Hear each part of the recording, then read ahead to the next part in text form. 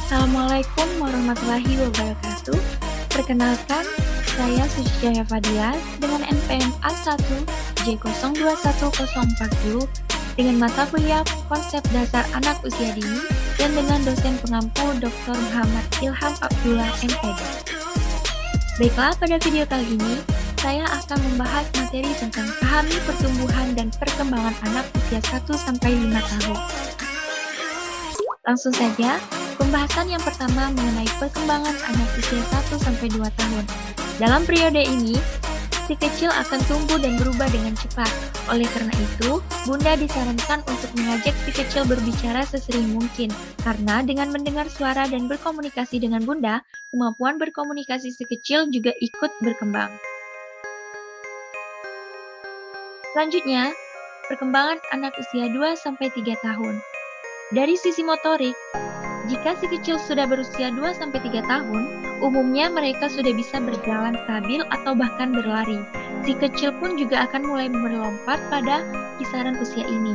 Selain dari sisi motorik, sisi psikologis si kecil juga akan tampak lebih jelas ketika memasuki fase ini. Tidak hanya menunjukkan emosi ketika menolak atau menerima sesuatu, si kecil pun sangat mungkin menunjukkan segala tantrum. Namun, Bunda tidak perlu khawatir, karena hal ini merupakan hal yang wajar karena si kecil masih sulit dalam mengontrol sikap emosinya.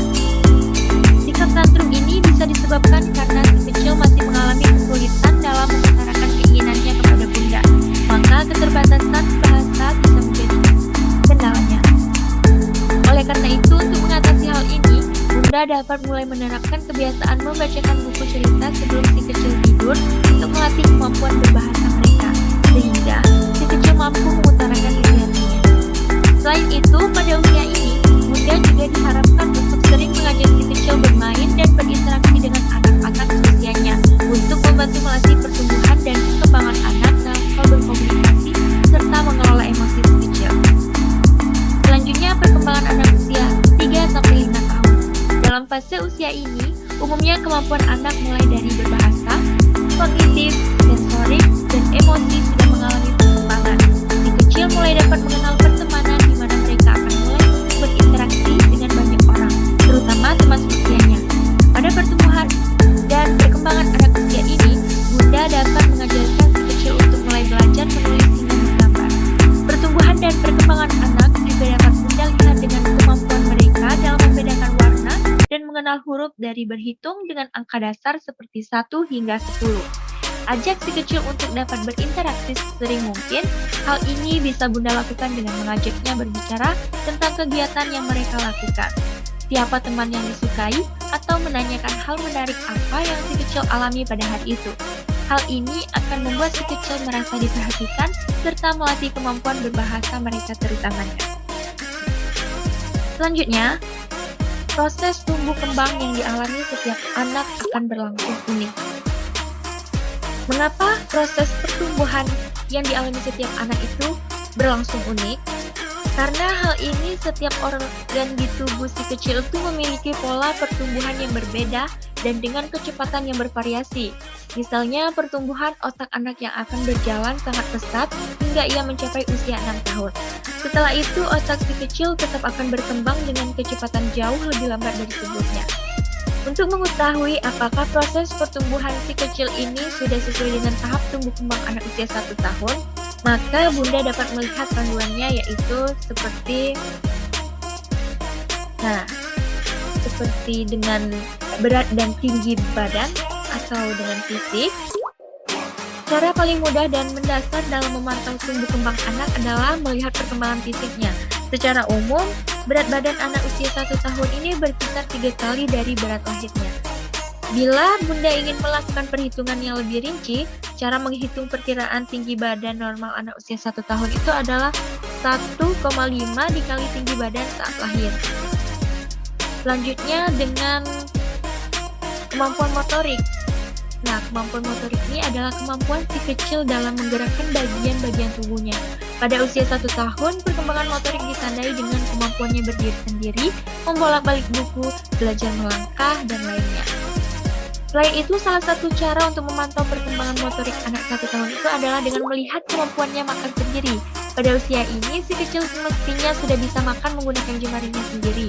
Walaupun belum sepenuhnya masih berantakan, minimal si kecil sudah dapat menggenggam makanan dan memasukkannya ke dalam mulut. Sebagian anak bahkan sudah dapat makan menggenggam sendok di usia ini. Nah, selanjutnya dengan kemampuan sosial dan emosional. Kemampuan ini berkaitan dengan bagaimana si kecil itu berinteraksi dengan orang lain. Meski demikian, Bunda tidak perlu heran. Selanjutnya dengan kemampuan berbahasa. Umumnya, anak usia 1 tahun ini sudah dapat memproduksi dan memahami kata-kata tunggal, mampu menunjukkan bagian-bagian tubuh, perbendaharaan kata meningkat pesat, dan mampu mengucapkan kalimat yang terdiri dari 2 atau lebih. Selanjutnya mengenai kemampuan kognitif. Anak usia 1 tahun ini umumnya sudah bisa diajari untuk memecahkan masalah yang sangat sederhana. Misalnya, mencari mainan yang Bunda sembunyikan di dalam genggaman, merespon instruksi sederhana, meniru gerakan-gerakan Bunda, menunjukkan sesuatu yang ia inginkan, atau memintanya mengeluarkan benda yang ditaruh di dalam wadah. Pembahasan selanjutnya mengenai tips mendukung tumbuh kembang anak 1 tahun. Yang pertama yaitu dengan nutrisi. Nutrisi ini diperlukan untuk mendukung pertumbuhan semua organ di tubuh si kecil, terutama pada otaknya. Selain itu, asupan nutrisi yang baik dan cukup penting untuk membangun dan menguatkan daya tahan tubuh anak ini agar si kecil tidak rentan sakit.